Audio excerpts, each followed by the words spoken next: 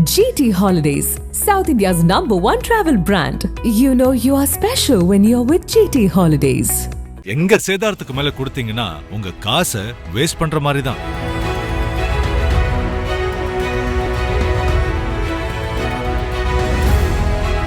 Tiruppur college road பகுதியை சேர்ந்தவர் 40 வயதான ஸ்ரேயா.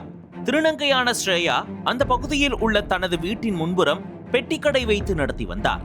இந்நிலையில் ஸ்ரேயா தனது பெட்டிக்கடையில் அரைகுறை ஆடைகளுடன் அமர்ந்திருந்ததாக கூறப்படுகிறது. இதனால் எதிர் வீட்டில் வசித்த சலூன் கடை நடத்தி வந்த சுப்பிரமணியம் என்பவர் தன் வீட்டில் குழந்தைகளும் பெண்களும் இருப்பதால் இப்படி அமர வேண்டாம் என்று ஸ்ரேயாவிடம் அறிவுறுத்தியுள்ளார்.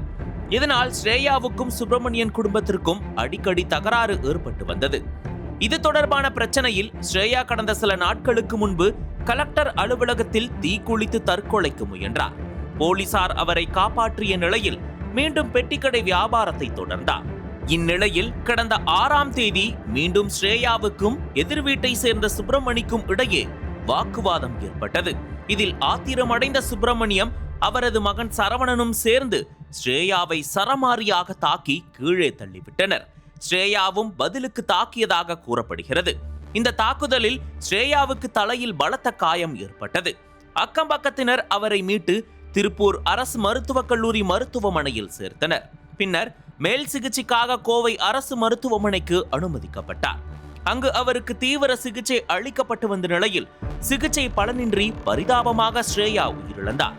இது தொடர்பாக போலீசார் வழக்கு பதிவு செய்து 63 வயதான சுப்பிரமணியம், 39 வயதான சரவணன் ஆகியோரை கைது செய்து சிறையில் அடைத்தனர். அரைகுறை ஆடைகளுடன் அமர்ந்திருந்ததாக கூறி திருநங்கை ஒருவரை தந்தை மகன் சேர்ந்து கொலை செய்த சம்பவம் திருப்பூர் பகுதியில் பெரும் அதிர்ச்சியையும் பரபரப்பையும் ஏற்படுத்தியுள்ளது.